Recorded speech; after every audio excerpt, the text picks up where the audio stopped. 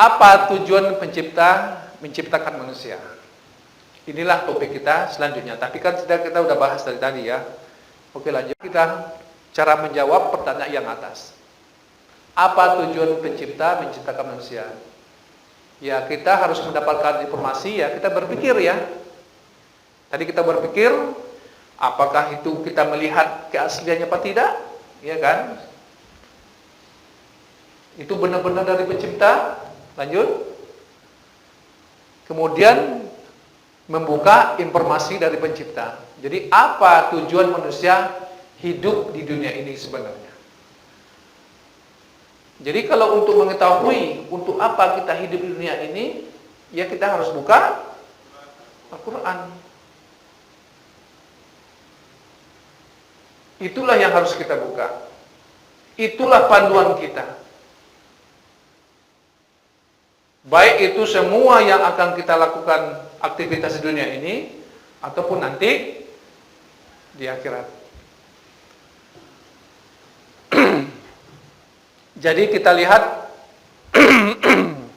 di surat Az-Zariyat ayat 56, Bismillahirrahmanirrahim, wa ma khalaqtul jinni wal insa illa liya'budun. Nah, ya kan? Itulah tujuan kita hidup dunia. Tunggu dulu, cepat kali. Mau pulang aja dia. Sampai jam berapa?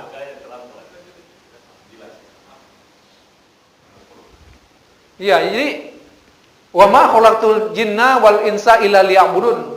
Jadi kalau dari kata-kata sebenarnya udah jelas.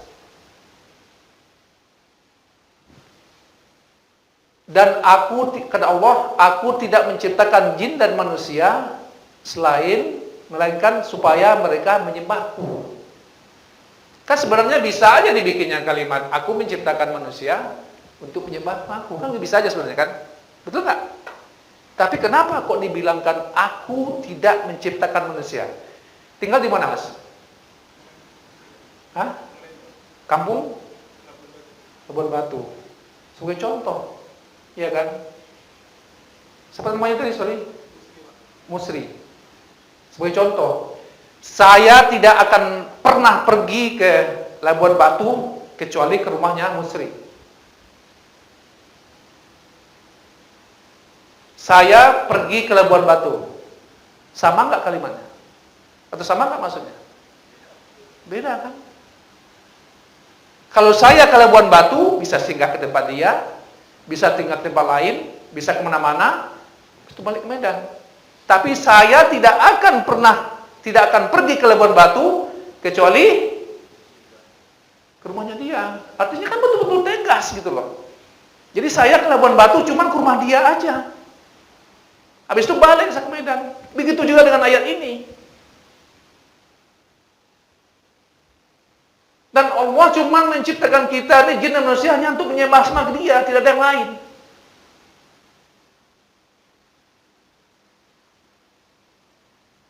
Tapi kan selama ini mungkin kita pahami, aku jin tidak menciptakan manusia hanya kan itu aja kan, nggak kita betul-betul pahami gitu loh. Coba betul-betul pahami, tidak ada yang lain dimasukkan Allah kecuali hanya untuk menyembah dia gitu loh.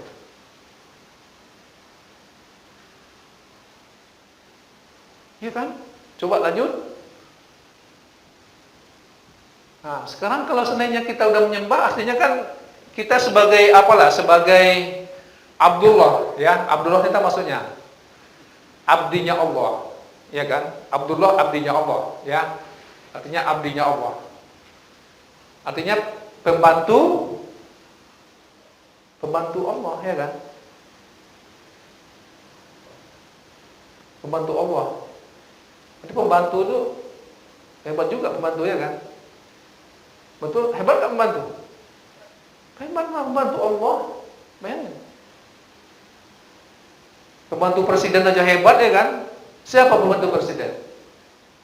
Pembantu presiden siapa? Menteri, kan hebat kan? Datang ke sini dia luluh ya kan? Ini baru menteri. Kalau kita hamba Allah, pembantunya Allah. Kan lebih hebat lagi seharusnya gitu. Tapi kita nggak merasakan yang gitu-gitu. Kita anggap suatu yang biasa gitu loh. Padahal ini suatu proud buat kita, kebanggaan buat kita. Karena Allah itu sangat sayang, sangat rahman, sangat rahim sama kita. Nah, ditunjukkannya untuk apa ya karena. Jadi bagaimana kita menjadi Abdullah atau pembantu Allah yang baik yang benar.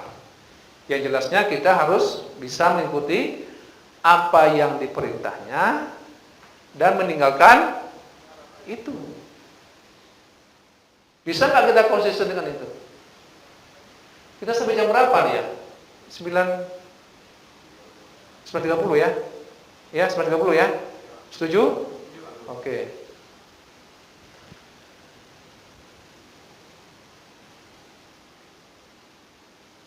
Jadi di sini ada surat Al-Baqarah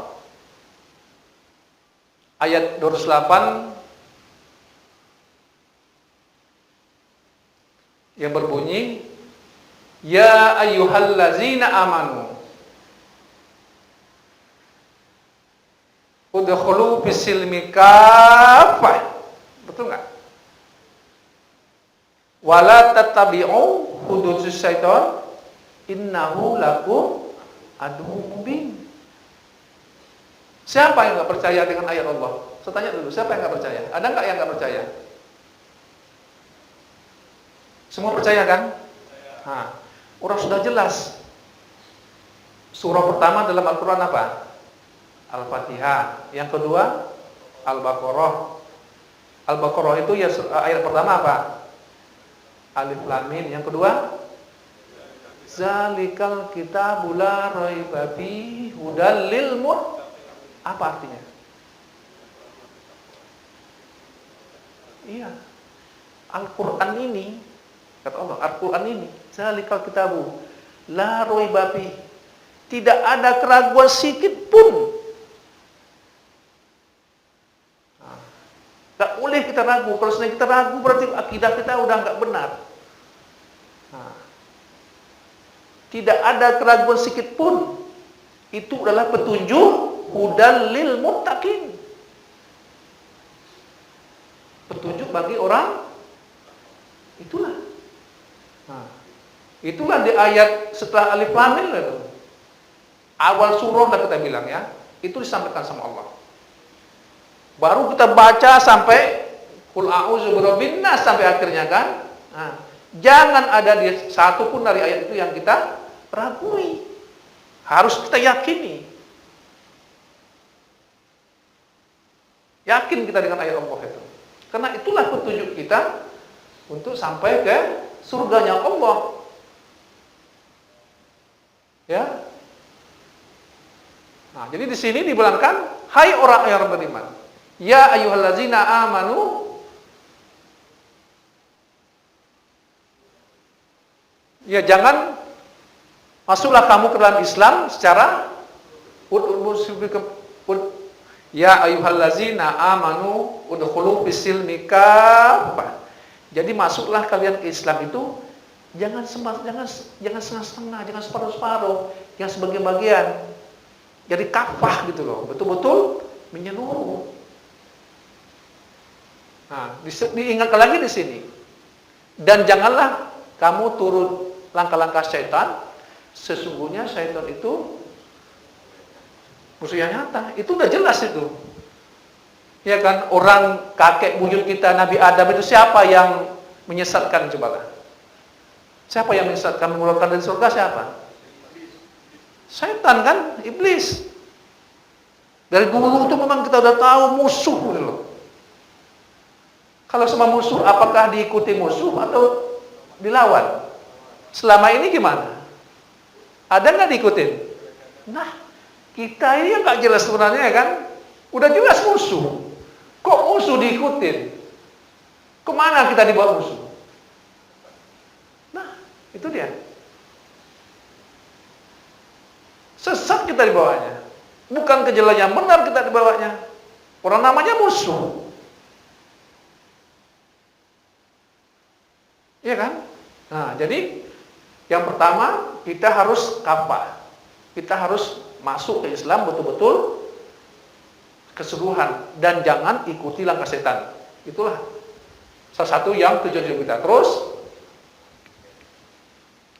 tiga dimensi yang cakupan syariah Islam. Yang dimensi pertama itulah hubungan manusia dengan Allah, atau kita sering dengar dengan istilah hablum minallah kan. Jadi itu menyangkut masalah aqaid dan ibadah, apakah itu sholat, puasa, zakat, segala macam lah. Ya. Kemudian dimensi yang kedua adalah hubungan manusia dengan dirinya sendiri. Itu ya seperti makan, seperti minum, kan kita kan perlu juga. Bagaimana kita beribadah kalau seandainya kita nggak makan, kita nggak minum, kita nggak berpakaian, kita nggak menutup aurat, kan harus. Kemudian akhlak juga penting. Kemudian dimensi ketiga, hubungan manusia dengan manusia lain. Ya, jadi hablum minan nas itu harus dijaga. Jadi itu mencakup sistem pemerintahan Islam, ya, yang mengatur manusia dengan manusia, sistem ekonomi Islam, ya, kemudian sistem sosial Islam, sistem pidana dalam Islam, kemudian sistem pendidikan dalam Islam, dan sistem semua mencakup kan itu, ya. Terus ini ada lagi firman Allah nih.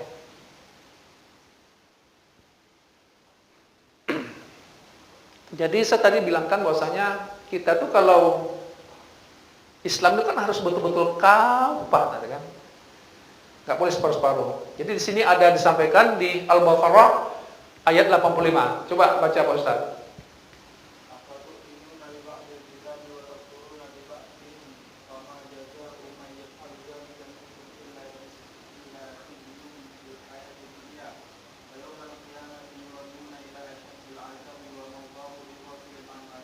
Nah, inilah surat Al-Baqarah ayat 85. Ini Allah menyampaikan. Apakah kamu beriman kepada sebahagian Alkitab? Apa tu'minuna bi ba'din kitab? Allah nanya.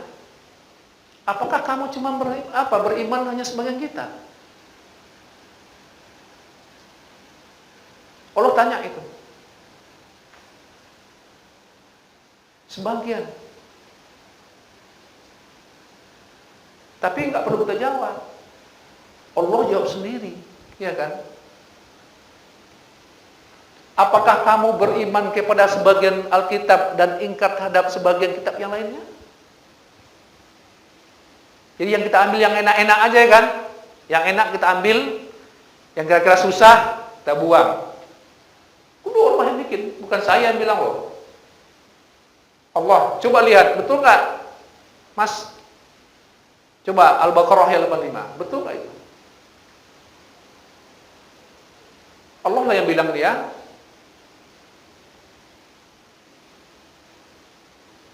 Ini berkaitan dengan kafah tadi.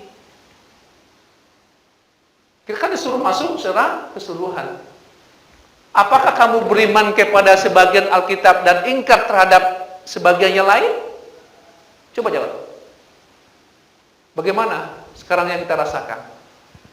Apakah kita cuma ngambil yang enak-enaknya aja?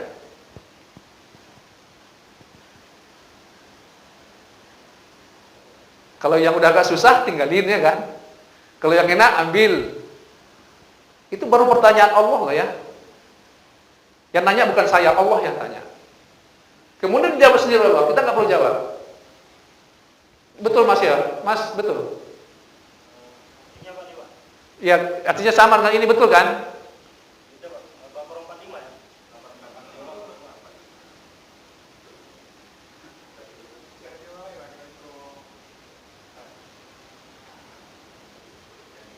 Jadi kalau seandainya kan kita nggak perlu jawab, Allah sendiri yang jawab. Tiadalah balasan bagi orang yang berbuat demikian daripadamu. Nah, jadi kalau seandainya kita separuh-separuh, apa yang kita dapat? Dapat nggak kita balasan? Hah? Tiada dapat balasan. Nggak dapat balasan.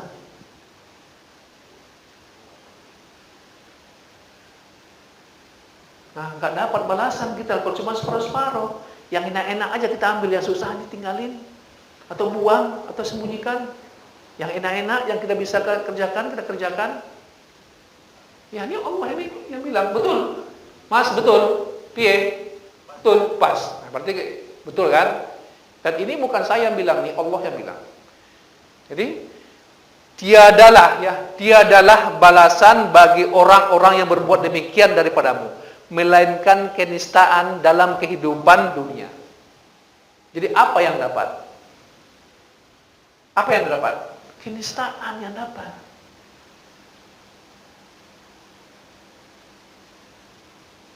Itulah kenistaan yang dapat. Apa itu nista?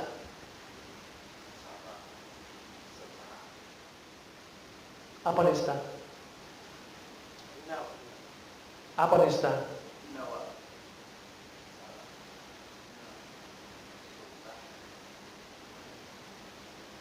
Apa nista? Ya itulah memang kehinaan, kesengsaraan, kesusahan. Tidak ada barokah. Kita tinggal tanya ke diri kita masing-masing. Apakah saya menjalankan perintah Allah ini separuh-separuh atau betul-betul udah kapal gitu? Kalau seandainya kita masih separuh-separuh, ini kata Allah. Bukan kata saya, kata Allah. Nah, kita tinggal perbaiki diri. Berusaha semaksimal mungkin bagaimana kita betul-betul konsisten melaksanakan perintah Allah. Oke, lanjut. Nah, apakah sudah diamalkan seluruhnya? Ini ada dimensi pertama. Dimensi pertama tadi ya, hubungan hablum minallah ya kan? Ya ini mungkin sudah lah. Kita udah sholat segala macam ya kan? Udah puasa. Kemudian dimensi kedua, mantap ya kan? Dimensi kedua, oh masih mantap ini. Ini sudah diamalkan oleh umat Islam walaupun sebagian besar. Yang apa tadi? Yang apa yang kedua?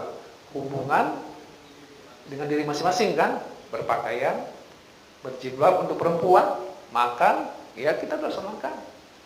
Kemudian dimensi ketiga, wah ini pertanyaan. Tidak dapat diamalkan oleh umat Islam, bukan karena tidak mau mengamalkan. Mengapa? Ya kan? Mengapa? Lanjut. Nah, ini ada lagi ayat nih. Surah Al-Baqarah ayat ke-183.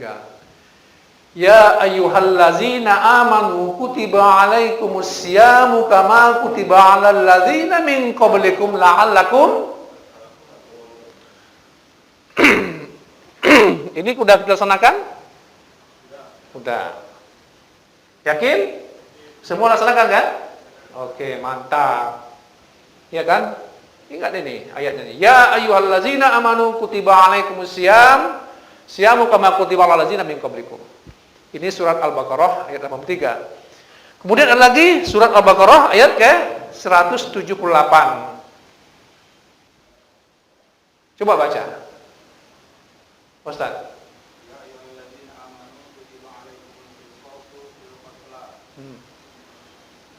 Hai orang-orang yang beriman, diwajibkan atas kamu kisos berkenaan dengan orang-orang yang beriman. Tahu nggak artinya kisos? Wah, pancung kisos gitu. Mancung batang pisang kisos. Hah? Nah, itu jadi hukuman yang diberikan dengan pembalasan yang simpel. Kalau dia membunuh, ya dibunuh. Kalau ya, segala macam lah, itulah. Tapi ada apanya, ada aturannya kan gitu. Udah berjalan nggak ini? Hah? Belum. Redaksinya nggak sama nggak dengan yang di atas? Sama kan? Wajib kan? Ya ayyuhallazina amanu kutiba alaikumus syiyam kama kutiba alal ladzina min qablikum. Kutiba, wajib. Kalau wajib, kalau dilaksanakan, tinggalkan, ya, jelas semua kan. Kalau di bawah, ya ayyuhallazina amanu, kutiba juga kan, wajib nggak nih? Wajib. Kalau dikerjakan, kalau tinggalkan, sekarang dia dikerjakan apa tidak? Apakah dosa? Dosa. Setuju itu dosa? Ya kan firman Allah ya kan. Cuman pertanyaannya, siapa sekarang yang melaksanakan tugas ini kan begitu? Betul nggak? Kalau kita pulang mancing orang nanti kan wah kacau lah, kita ditangkap nanti malahan berdosa pula, kita menghindari dosa malahan dapat dosa. Jadi bukan kita pula yang mancung, kecuali mancung mata pisang boleh lah. Kalau dipancung pula nanti manusia ini kacau ya kan. Jadi ada instansi yang menjalankan perintah itu. Cuman masalahnya sekarang jalan apa tidak gitu. Oke lanjut. Jadi pengambilan dimensi ketiga ini memerlukan sebuah negara, institusi lah. Oke lanjut. Lanjut Kang. Nah, jadi berkenaan dengan yang tadi, ini kan kita kan dosa, takut dengan dosa, kira-kira begitu ya kan. Jadi ini kan yang melaksanakan adalah negara, kewajiban negara. Kalau seandainya negara tidak melaksanakan, apakah kita juga kena dosa? Kan kira-kira kan begitu pertanyaannya. Kan bukan tugas kita untuk memancung orang gitu. Nah, lanjut aja. Nah, jadi akan muncul namanya dosa. Pernah nggak dengar dosa investasi? Hah? Pernah dengar dosa investasi? Pernah? Pernah kan? Jadi bukan kita naruh uang di suatu proyek itu, bukan itu aja investasi. Kalau seandainya kita naruh uang di proyek, apa yang kita harapkan dari investasi kita? Keuntungannya ya. Sama juga dengan ini sebenarnya konsepnya. Jadi kalau dosa investasi ya kita akhirnya dosa itu dapat ke kita gitu loh. Ya, orang yang berbuat kita yang dapat. Oke, lanjut. Apakah dosa investasi itu? Nah. Jadi jika ada orang yang meninggal dunia, ya kan, kemudian jenazahnya tidak diurus, siapa yang berdosa? Hah? Semua yang agak ada yang tak begitu. Contohnya lah, misalkan di sini ada seseorang yang meninggal, tidak diurusi oleh JNE, ya kan? Maka seluruh JNE ini akan terkena dosa. Itulah dosa investasi. Kalau nggak ada juga dan tetangga dekat yang membantu ya kan untuk ngurus itu, tetangga pun nanti akan kena dosa. Nggak ada pun di tingkat kelurahan yang kena membantu, tingkat kelurahan pun ikut nanggung dosanya. Nggak ada tingkat kecamatan pun ikut melaksanakan perlu upaya, kecamatan pun ikut dosanya. Itulah dosa investasi. Jadi semua akan terkena.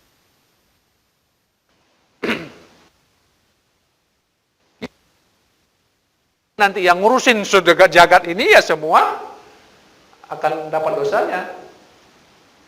Oke, lanjut. Mengapa? Nah, contohnya ini. Tapi jangan dipikirkan macam-macam ya. Ini memang ada gambar-gambar yang apa nih, tapi jangan dipikir macam-macam. Pikir dikit-dikit aja. Ya. Contohnya, ya kan tadi orang meninggal, sekarang ada orang yang berzina. Menurut Bapak-bapak sekalian, kalau seandainya orang berzina itu siapa yang menanggung dosanya? Hah? Yang lain? Kalau pelaku udah pasti. Ada yang lain? Ya. Iya, yang lain? Yang mengetahuinya berdosa, ya kan? Yang lain? Oke. Jadi sama dengan tadi. Kalau ada orang yang berzina, tidak ada yang mengurusinya, kita duduk di rumah, tidur di rumah ya, kita dapat investasinya gitu. Mengalir ke kita. Mengapa? Lanjut. Coba baca surat An-Nur ayat 2. Coba sampai Mas ya baca. Ya. Ayatnya, Pak. Boleh apanya aja lah, terjemahan aja lah. Waktu kita tinggal sedikit. Tinggal 7 menit lagi, oke? Perempuan yang berzina dan laki-laki yang berzina, maka deralah tiap-tiap seorang dari keduanya 100 kali dera, dan janganlah balas kasihan kepada keduanya. Belas kasihan ya. Ya, belas kasihan kepada keduanya. Mencegah kamu untuk menjalankan agama Allah. Jika kamu beriman kepada Allah dan hari akhirat, dan hendaklah pelaksanaan hukuman mereka dilakukan oleh kumpulan orang-orang yang beriman. Nah, inilah apanya kan kisos ini. Apakah dikerjakan ini? Tidak. Sama dengan mayat tadi. Kalau mayat ada yang ngerjakan, ya mungkin terlepas dosanya untuk semua. Tapi kalau ya ini kan nggak dilaksanakan ini, artinya kan kayak mayat tadi dibiarkan aja di situ.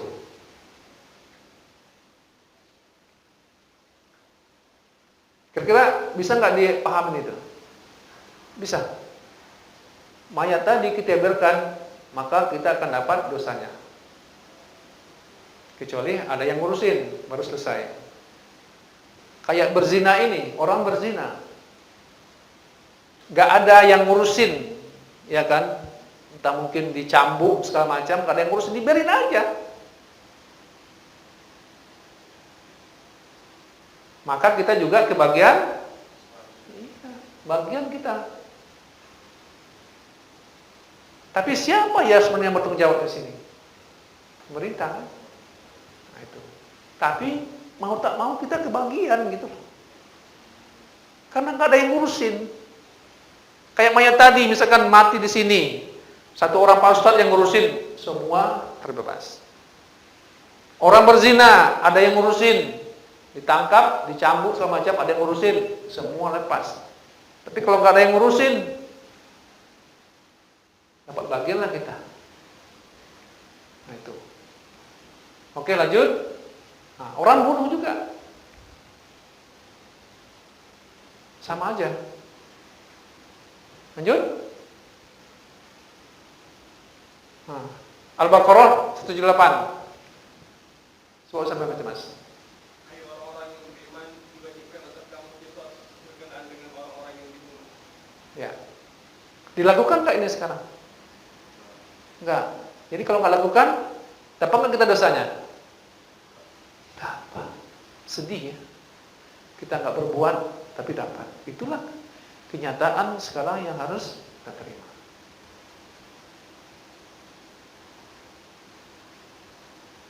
Mau tak mau diterima. Karena itulah yang terjadi sekarang. Dan itulah kondisi yang harus kita hadapi. Jadi kalau seandainya kita baca Al-Quran satu persatu, ya seperti itu. Nah ini, apa nih? Maling, pencuri. Sama juga pencuri. Terus, Al-Maidah 38. Coba, baca apanya, terjemahan aja.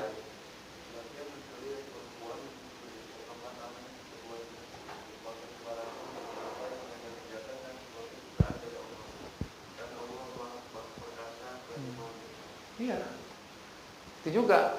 Jadi ada mencuri, dipotong nggak tangannya? Nggak, dibiarkan kan? Dapat nggak kita dosanya? Dapat dosa investasi tadi. Oke, banyak lagi yang lain. Banyak sebenarnya. Jadi kalau kita bedah Al-Quran satu persatu, itu mah harus kita bedah, harus kita tahu gitu. Karena itu petunjuknya kita gitu loh, untuk menghuni surganya Allah. Tidak ada yang lain. Nah, jadi kalau sedang kita teliti satu persatu banyak. Jadi oke, nah, ini kita ubah. Lanjut aja, lanjutkan. Terus banyak lagi yang lainnya seperti itu. Contohnya itu sama aja.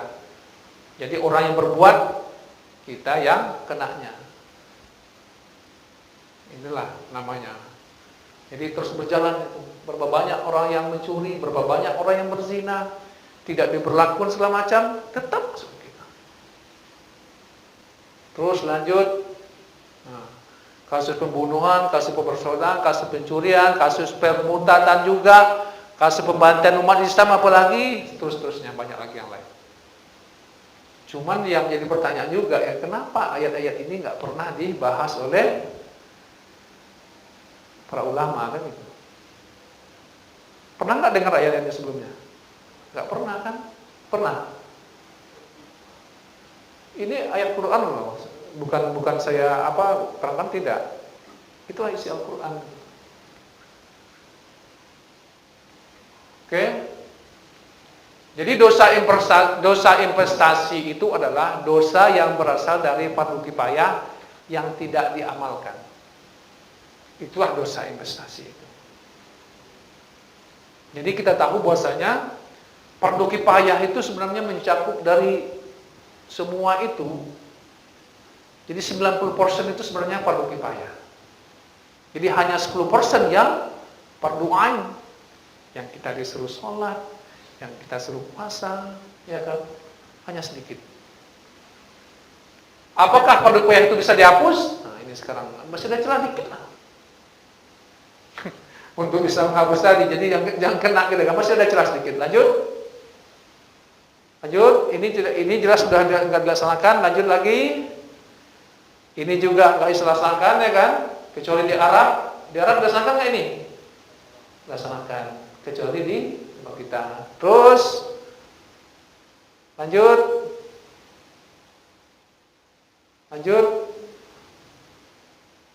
Nah, menggugurkan fardu kifayah ternyata berbeda dengan menggugurkan dosa kifayah. Jadi yang kita dapat tadi adalah dosa kifayah.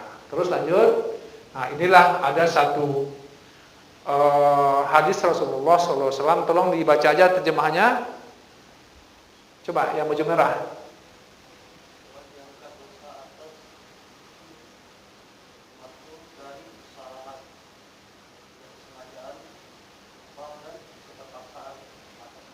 Inilah kira-kira celah yang bisa mengampunkan dosa kifayah tadi.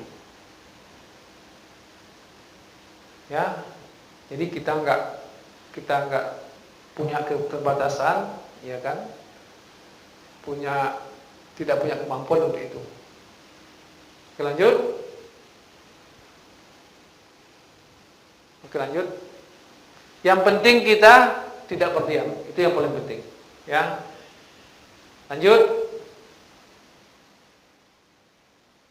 Nah, inilah yang juga akan menghapuskan dosa dosa investasi tadi. Ya, kita harus melaksanakan dakwah. Dakwah itu bisa di lingkungan keluarga kita sendiri, apakah itu terhadap anak, istri, atau di lingkungan tempat tinggal kita, terhadap teman-teman, atau di lingkungan kerja kita. Ya, jadi perlu kita lakukan dakwah. Inilah juga salah satu yang bisa menghapuskan dosa investasi. Jadi habis sudah materi kita. Ada pertanyaan?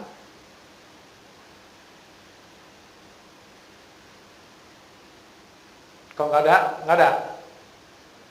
Oke, kalau nggak ada pertanyaan, saya cukupkan sekian. Sama Allah saya minta ampun. Ada kata tingkah laku yang tak berkenan di hati bapak-bapak sekalian. Mohon saya dimaafkan. Kita tutup ceramah ini dengan membacakan kafaratul majelis. Subhanallah, Assalamualaikum warahmatullahi wabarakatuh.